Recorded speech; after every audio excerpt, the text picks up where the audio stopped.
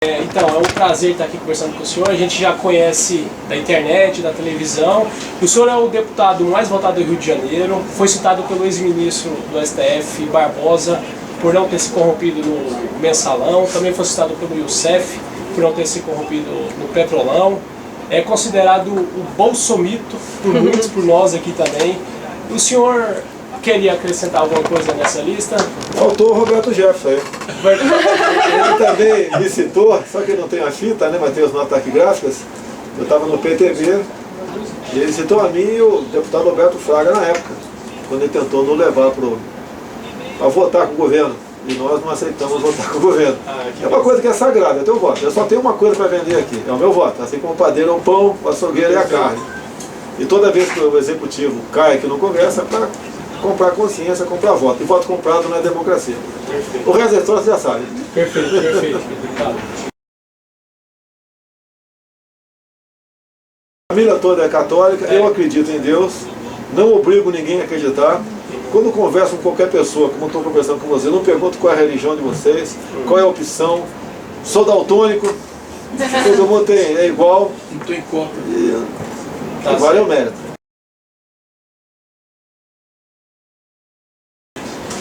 Olha, Estado laico é o Estado não privilegiar uma ou outra religião, é deixar a população à vontade. Não é o Estado ateu, né? Exatamente. Aqui você pode ver. E o Estado marxista? É pregado aqui constantemente aqui dentro. Até no livro escolar, eu estou botando a matéria no Facebook agora, num dos livros do MEC, onde o Zé Disseu, com fotografia, é relatado como um ícone para a sua geração.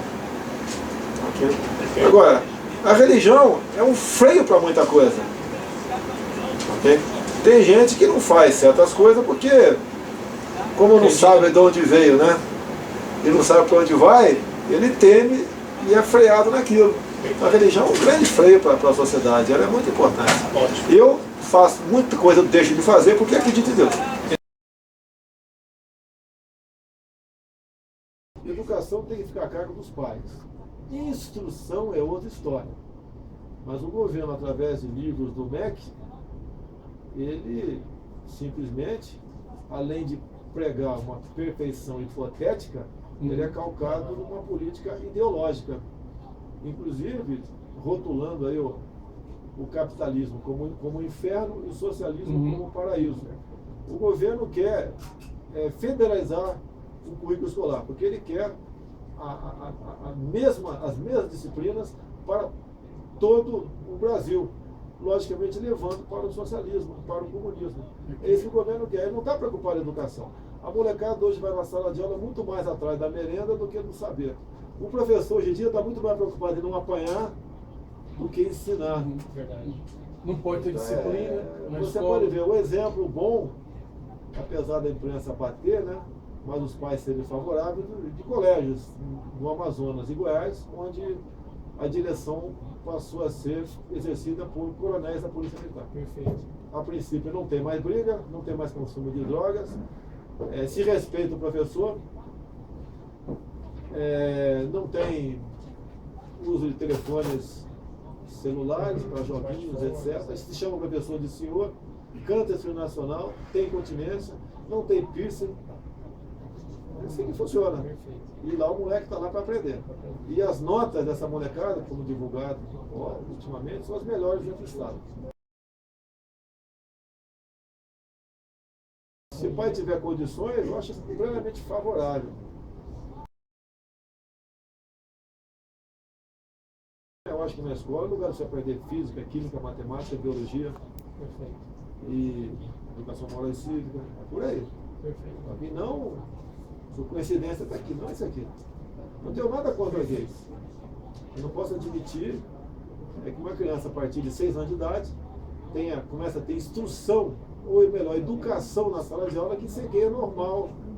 Que inclusive ela pode experimentar fisicamente, como está na proposta do governo aqui. Não podemos admitir isso. Se uma criança, lá no futuro, na nossa idade, quer ser homossexual, é problema dele, ou felicidade dele. Agora, uma criança se entregar ao homossexualismo por ter sido incentivado na escola, nem o pai admite isso aí. Perfeito. O MEC tem relação direta com essas cartilhas? Tem, porque como eu descobri o kit gay em 2010, e a Dilma falou em 2011, falou que estava sendo recolhido o material, realmente ela recolheu, tirou do MEC e botou na Secretaria de Direitos Humanos. Isso tudo está chegando nas escolas. Como, por exemplo, nós rejeitamos aqui a ideologia de gênero, e nos municípios o MEC tem orientado que isso seja implementado em municípios via projeto de lei no Plano Municipal de Educação. Em alguns municípios, ou até alguns estados, como o Maranhão, por exemplo, que o governador é do PCdoB, partido da cloaca do Brasil, eles estão botando isso em prática lá. Olha, nessa questão do aborto, eu tenho um projeto aqui que diminuiria assustadoramente o número de abortos. Hoje em dia, uma mulher, para fazer laqueadura, ela tem que ter 2 filhos, né, ou 24 anos. A nossa proposta é deixar de ser crime a laqueadura e a vasectomia também. Que são nessa idade aqui. Então, a partir de 18 anos de idade, se a mulher do homem quiser fazer sua laqueadura e vasectomia, que faça. Porque quando chegar a essa idade, muita mulher sem cultura, já que tem cultura não bota filhos à vontade aqui na Terra, ela já tem 6, 7, 8 filhos. Atrás do programa chamado Brasil Carinhoso. Cada filho a mais R$70 por mês. Então bota as crianças para sofrer, pega esse dinheiro para si, mal aplicado, e essas crianças não vão ter futuro nenhum por falta de meios para até aprender e receber uma carga educacional que a transforme em alguém melhor do que aquela mãe no futuro. Perfeito. Eu já ouvi o senhor falar isso na entrevista nesse projeto aí.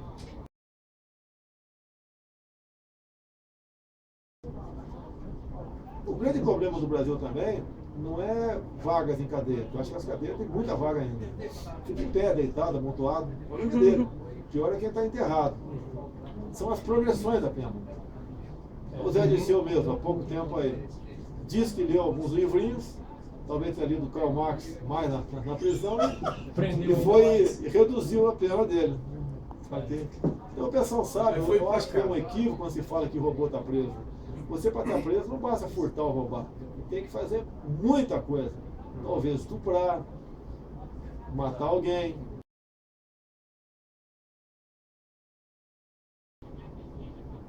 Olha, a criminalidade, você não vai resolver o problema. Mas você pode resolver o problema do criminoso. Exatamente. Quando um, por exemplo, é linchado, eu simplesmente falo uma coisa, resolver o problema do criminoso. Esse não vai matar mais ninguém, não vai estuprar, vai assaltar, não vai sequestrar.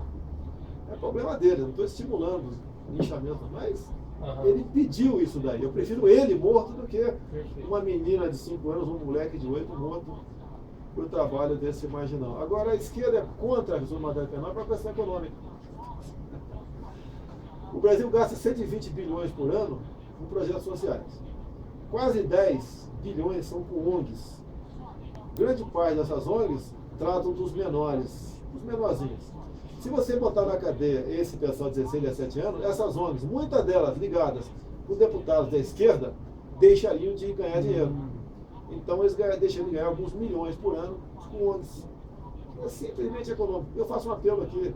Quem doa dinheiro para ONG seu, para tratar de menor, não doe não. Você está estimulando a violência. Porque quanto mais menores violentos, mais essas ONGs ganham dinheiro.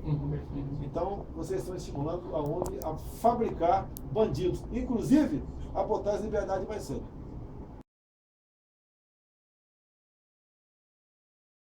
A violência no Brasil é uma questão mais do que clara, que nós devemos, no primeiro momento, dar o direito a todo cidadão a possuir uma arma, a posse da arma. O forte, você teria que pôr alguns impedimentos, mas eu faço uma comparação com um país como os Estados Unidos. Lá só não compra arma quem não quer. O número de mortes por 100 mil habitantes violentas são 3.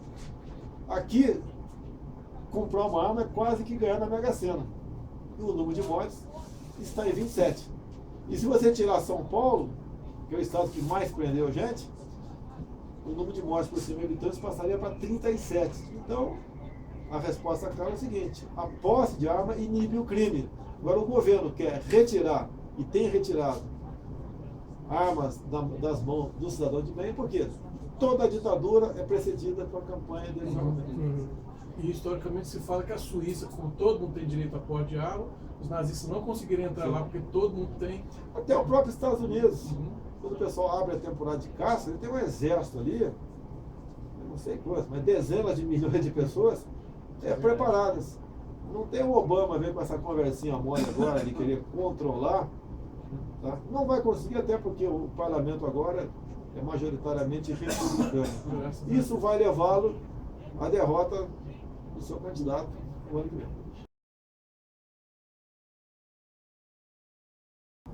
Não existiu o 31 de março, nem 1º de abril. Quem caçou João Goulart foi o Congresso, no dia 2 de abril de 64. Então a esquerda começa a contar a história de forma errada. Todos queriam a saída do João Goulart.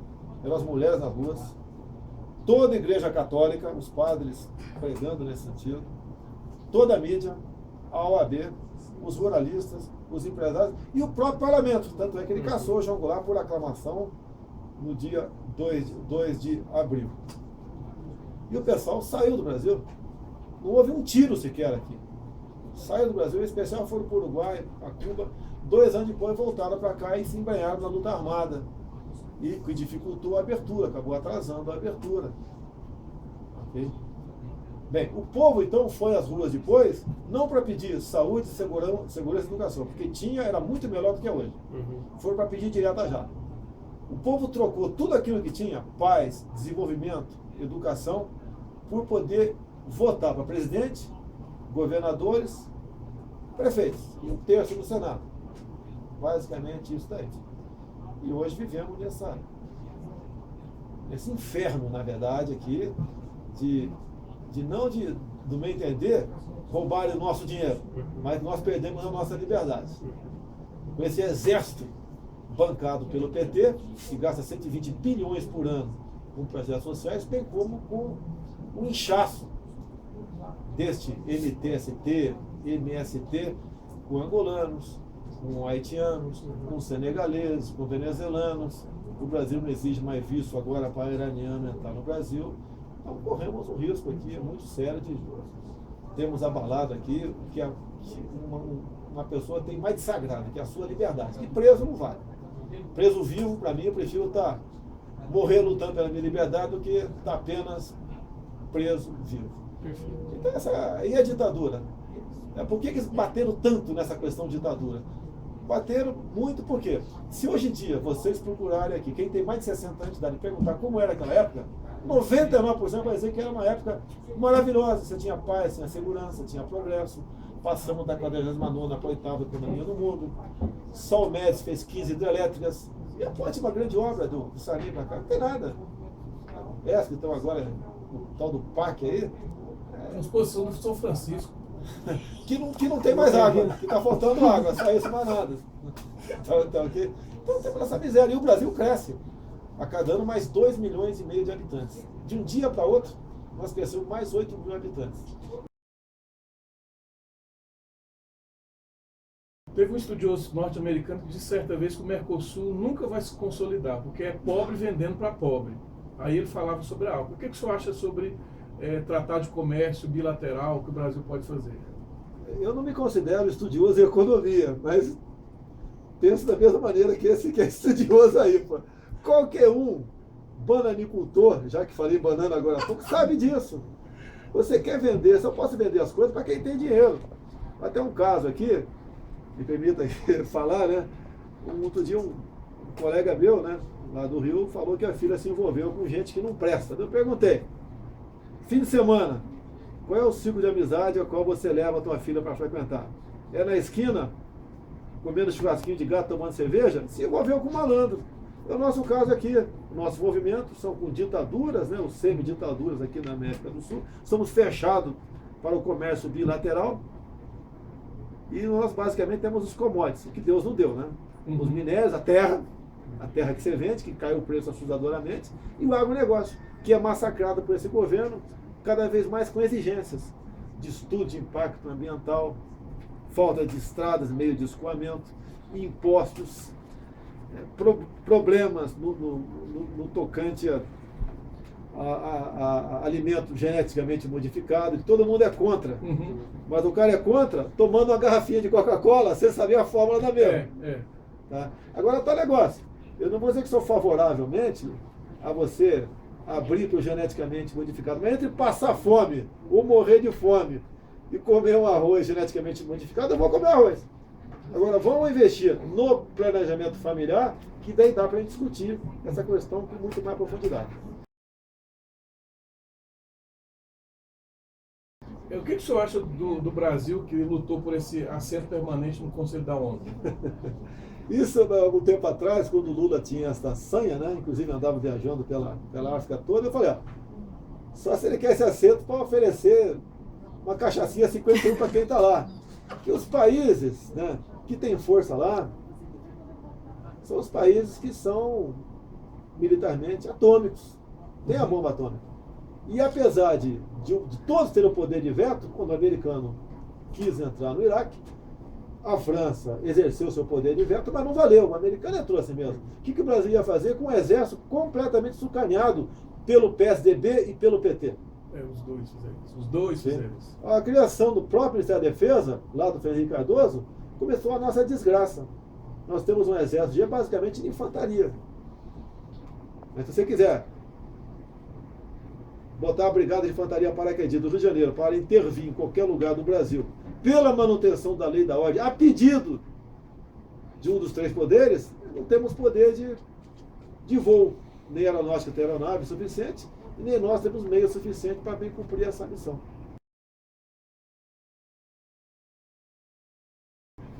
Recentemente, o Brasil rejeitou um acordo no âmbito da OMC de diminuição de impostos de importação dos produtos eletroeletrônicos. A imprensa chamou isso de uma nova reserva de informática, como foi a dos anos 80. O senhor concorda com isso? O que o senhor pensa sobre o imposto de importação de produtos eletrônicos? O que o Brasil fez é a mesma coisa que acabar com as máquinas de lavar roupa para que as mulheres não perdessem o emprego de lavadeira. Okay? Seria a mesma coisa. Quando nós nos privamos disso daí, o pouco que nós temos dessa tecnologia fica para trás. Uhum. E a questão de tecnologia é coisa de hoje para amanhã, de momento, não do passado. O país preso à tecnologia do passado é um país completamente escravizado, o seu povo como um todo. E o governo, ao adotar essa política, mais do que na cara, né, prova que a internet cubana é a melhor que existe no mundo. É da Coreia do Norte. Por que a taxa de juros cresce tanto? Porque o povo, coitado, não sabe. Você precisa tirar o governo poder de compra do trabalhador. Ao tirar poder de compra, ele procura menos coisa, ajuda a conter a inflação. Mas quem mais sofre com isso é exatamente o mais pobre. Tá? Agora, temos uma pressão de um lado. De um dia para outro, são mais 8 mil habitantes que tem que consumir alguma coisa. Energia elétrica, água, produz lixo, alimentação, transporte. Né? Esses problemas todos você só pode atacar o meu projeto de planejamento familiar e investir no setor produtivo. Agora, o pessoal do agronegócio é tido como bandido. Não é à toa que o chinês aqui está investindo agora, né? Uma questão ideológica também, que o PT concorda, numa ferrovia para levar, se não me engano, de Rondônia para o Peru, né? Cortando a cordilheira. O que nós produzimos no centro-oeste. Vai faltar para nós aqui, vai ter que ter um limite para isso. E o chinês não faz negócio sem receber lá na ponta. É um país nuclear, você não vai fazer brincadeira com ele. E, além desse problema, temos o problema aqui das reservas indígenas. E quem está de paletó e gravata, que é com peninha do índio. Né? Vamos entregar para o índio. Pô, mas o índio foi exterminado nesse país que dizia que nós devemos preservá-lo aqui. Devemos preservar sim, mas não, por exemplo, uma área maior que o dobro do estado do Rio de Janeiro para 9 mil Yanomamis, a área mais rica do mundo. Nós devemos integrar o índio a nós e explorar economicamente isso aí. Né? Agora, inclusive, não nos custaria nada, eu faria, caso tivesse poder para isso, a questão da biodiversidade. Fazer acordo com países de primeiro mundo, Estados Unidos, Japão, Coreia do Sul, Inglaterra, para nós explorarmos a nossa biodiversidade. No primeiro momento, assim, 50% do royalties para cada um. Se você quiser pegar tudo para você, você não vai conseguir. Você não consegue diminuir 1 metro quadrado uma reserva indígena. Não podemos fazer o que a Argentina fez com as Malvinas. Achando que era deles, e acabaram perdendo tudo. E a guerra só não foi para o território porque o Figueiredo, na época, o presidente, o general Figueiredo, impediu isso daí. A nossa política externa é um desastre. É tudo pelo viés ideológico. Então, cada vez mais, essa taxa de juros absurda que está aí, prejudica exatamente o mais pobre. E há 3 anos, 2, 3 anos, o governo mexeu no cálculo do rendimento da cadeia de poupança, que é a poupança do pobre. Hoje em dia ela dá menos do que a inflação. E não houve nenhuma manifestação popular contrária a isso. Ou seja, é um governo que diz que é dos pobres, mas cada vez mais tira do pobre para fazer a sua política. Mais cedo ou mais tarde, o trabalhador vai ter que decidir entre menos direitos em emprego ou todos os direitos e desemprego.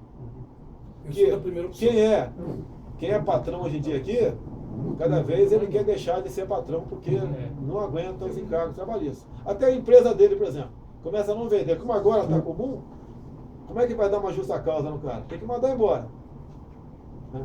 Justa causa não vale não está vendendo mais. Tá, okay? Para não ser justa causa, tem que pagar 40% do fundo de garantia. Ele vai ter que vender, se descapitalizar todinho para pagar encargo trabalhista. Daqui a pouco, o empregado que ganhou aquilo, gasta esse dinheiro. Então fica o empregado e o patrão sem fazer nada. Vamos todos viver de Bolsa Família. Ou da excelente Bolsa Cubana, né? $20 por cabeça por mês. Misericórdia.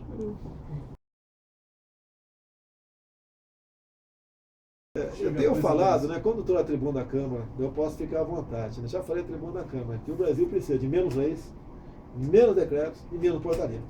Não é porque 1000 pessoas, por exemplo, estão produzindo isso daqui, 3 ou 4 fazem besteira, você cria uma nova norma, uma portaria, um decreto, outra ali, para prejudicar os 997 ou 996. Nós temos que dar liberdade para o empresário. Hoje em dia nós estamos num país onde quem produz precisa pedir autorização para quem não produz para poder produzir. Então temos que ter mais liberdade e confiar mais no povo. Alguns vão fazer besteira? Sim. Vamos tentar pegar esses alguns e não todos. Olha, o problema é o seguinte. Eu não sou igual aos outros. Eu sou diferente. Para melhor ou para pior. Não negocio meu voto. Tá? Eu ocupo a tribuna e falo do coração. Eu não fico pensando em o líder do meu partido, o presidente, o governador, o prefeito, vai ficar chateado comigo. Eu não vou para ofensa, mas eu sou contundente. A mídia sabe dessas posições minhas. Eu e muita gente é saudosista dos valores do período militar. E eles não querem isso. A mídia está muito bem.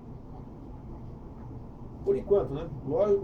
Brevemente, a continuar como estarão todos escrevendo para o jornal Grama, o jornal cubano.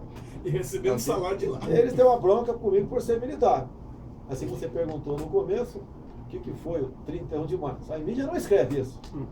Ficam revoltados quando eu cito o editorial do Roberto Marinho de 7 de outubro de 1984, o julgamento da Revolução. O Roberto Marinho diz claramente que foi feita a coisa certa e ficou ao lado dos militares até aquele momento.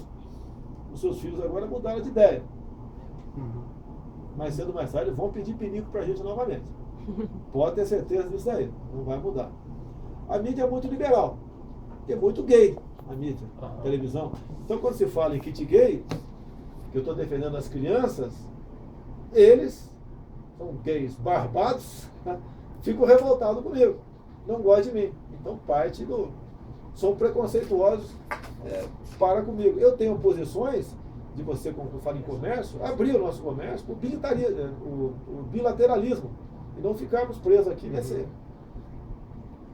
lixo aí chamado Mercosul, onde você negocia bananas. Tanto é verdade, se você pegar o Diário Oficial da União de 21 de março do ano passado, via instrução normativa publicado no Ministério, na seção do Ministério da Agricultura, o governo abriu a importação de bananas do Equador.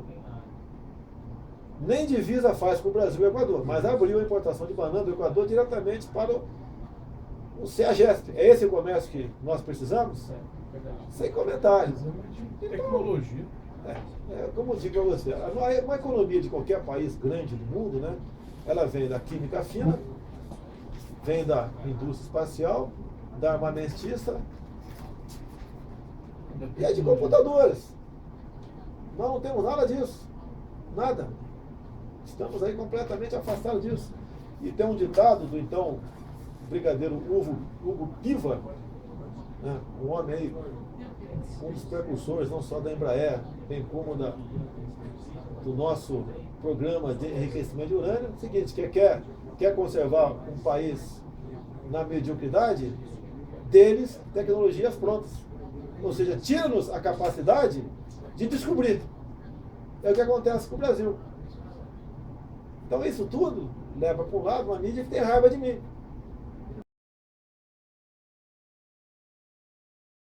Para nós militares, o Zé Dirceu, desde quando era estudante, já sabíamos da vida para graça, né? Totalmente dele. Inclusive eu botei no meu Facebook a matéria de ontem. Ele, quando foi trocado pelo embaixador americano, ele foi para Cuba. E lá ele treinou. Entre os vários grupos terroristas no Brasil, tinha um chamado MOLIPO, Movimento de Libertação Popular. E 28 jovens brasileiros, estudantes, eu não vou falar otário não, mas bobos, né, acreditando em Papai Noel, foram treinar em Cuba para derrubar o regime aqui e impor aqui uma democracia no nosso país. Fidel Castro estava apavorado com o regime de exceção aqui no nosso país. Os 28 voltaram para o Brasil em curto espaço de tempo, né, por faxina, um grupinho aqui, calcular por navios, de Cuba eles iam para outros países, voltaram. Todos foram presos aqui. E presos eles ficaram indignados. Como é que prenderam todos nós? Só tinha um solto, era o Zé Dirceu. Então o Zé Dirceu era que entregava esse pessoal. O PT tem responsabilidade a partir do momento que tirou a posse de arma do cidadão de bem. Quando você botou aqui no Estatuto de Armamento que você só pode comprar uma arma depois de comprovada a efetiva necessidade, ficou subjetivo a concessão da autorização para você comprar uma arma. Ninguém mais comprava. Porque a PF, em parte, né, segue a orientação, ou quase todo, do Ministério da Justiça. O professor Olavo de Carvalho disse que o maior inimigo do Brasil é o Foro de São Paulo. Maior, inclusive, que o PT. O que o senhor tem para comentar sobre isso? Ele foi criado em 1990. Foi um ajuntamento de partidos comunistas da América Latina, Caribe.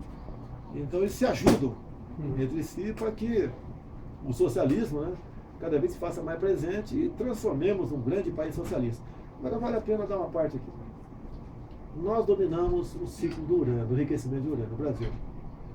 Há pouco tempo, eu questionei um militar israelense num evento em Belo Horizonte, se ele podia duvidar se a tecnologia do Irã, que quer varrer Israel, fosse exatamente a nossa, de Peró.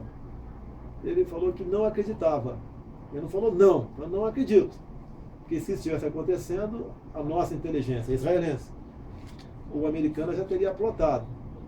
Agora aqui na América do Sul, dado o que existia com Chaves, Maduro, Kirchner, Evo Morales, o Paraguai se livrou um pouco agora, será que uma tecnologia nossa esteja sendo mais desenvolvida, ou um enriquecimento acima dos 20%, com esses reatores, né, com essas centrífugas, sendo desenvolvido em outros países para que a América do Sul venha a ter a bomba atômica? Eu sei que entre ter a bomba atômica é uma coisa e poder para lançar é outra, é uma diferença muito grande. Mas é uma preocupação forte no tocante disso aí. O Foro de São Paulo diz isso. E grande parte dos recursos que o movimento Foro de São Paulo, a partir do momento que não tem transparência, apesar de uma lei do PT não ser cumprida, por que parte desse 1 bi por ano que vai para Cuba em nome dos programas mais médicos, para estar financiando o próprio Foro de São Paulo e eleições desses bolivarianos em vários países aqui na América Latina? Eu descobri o kit gay em novembro de 2010. Esse ano, 2010, é ano que tem eleições gerais no Brasil. Então, metade da Câmara não tinha sido reeleita, o cara vai cuidar da vida dele, nem vem para cá. Né? A metade que foi reeleita está cansada de acontecer. E sempre nesses anos, 2010, né, 4 em 4 anos, se procura naquele finalzinho de ano aprovar essas questões mais complicadas, como aprovaram lá, aqui na Câmara, o PLC 122, depois foi arquivado lá no Senado. E eu tive acesso a toda a documentação, fitas, vídeos, etc., sobre uma audiência pública aqui nessa casa que tratava desse assunto. Inclusive, em pesquisa realizada em 11 capitais, em uma delas, foi levantado que existiam mais meninos gays que meninas lésbicas. Depois eu questionei o pessoal da comissão qual foi a metodologia utilizada para isso. Eu quero saber por que descobriu que meu filho de 5 anos é gay e a tua filha de 6 anos é lésbica. Qual é essa idade? O que fizeram? Coçaram a menina, fizeram carinho, perguntaram, você prefere dormir com uma coleguinha, com um coleguinho, com essa idade? Tá? Inclusive, chegaram à conclusão, aquela história da laicidade, que existia muitos símbolos religiosos nas escolas. Os símbolos religiosos são um obstáculo à pedofilia, no meu entender, que não tem nada a ver com homossexualismo, deixa bem claro isso aí, mas a partir do momento que você estimula a vida sexual bastante precoce da criançada na escola, ela fica uma presa fácil para pedófilos. E para o homossexualismo, para tudo. Repito, não estou acusando o homossexual de ser pedófilo. Não é uma característica dele isso aí. Isso aí acontece, infelizmente, com todo mundo, né? Infelizmente. E tem que ter punição rigorosa para isso. Tanto é que eu tenho 2 projetos para gravar a pena no tocante à pedofilia, que seria aí o estupro de vulnerável, okay? Bem como para o estuprador em si, ele só poder requerer benefício de pena após submeter voluntariamente a uma castração química. Então a pedofilia é uma coisa gravíssima. Agora, é uma política do PT, sim. Eu falava desde aquela época que o objetivo era esse. Tanto é que muito homossexual batia em mim, dizendo que eu estava associando homossexualismo à pedofilia. Não era isso.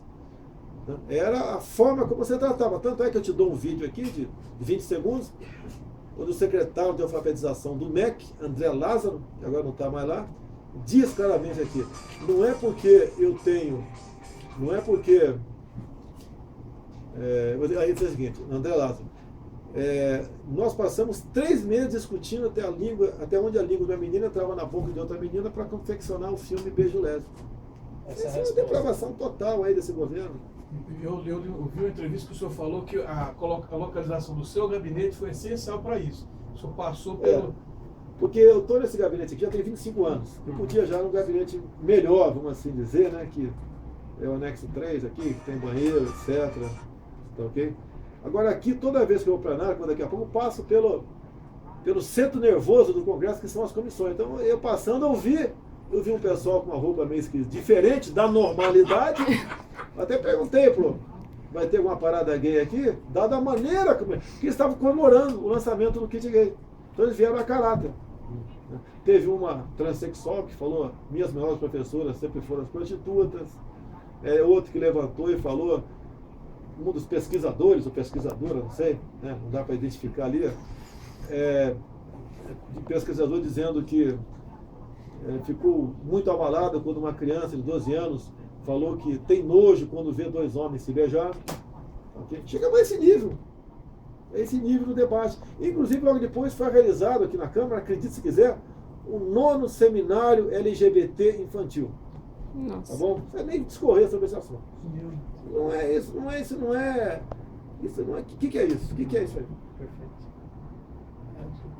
Queriam botar isso no currículo escolar para a criançada a partir de. Pior é saber que eles fizeram 9 desses troços. 6 anos de idade, ter acesso, se fizer a partir do ano que vem, seria a partir de 4 anos de idade. Nem o pai quer isso para o teu filho. O agitamento foi feito a pedido do Eduardo Cunha para todos os 12 que haviam protocolado pedido de impeachment. Eu entendo que eu não vou pedir para você encher o tanque do teu carro e lavá-lo para deixar na garagem. Eu acredito que ele bote para frente o pedido de impeachment nos próximos dias. Espero antes do dia 16. Olha, todos nós sonhamos em evoluir, né? Não só na área política, quem é balconista quer ser gerente, quem é gerente quer ser dono do supermercado. E eu pretendo, em 2018, estar num partido onde, entre todos os filiados, Se tiver alguém com nome para concorrer à presidência, que a legenda seja dado para ele e não vendida para o outro partido que tenha dinheiro. Uhum.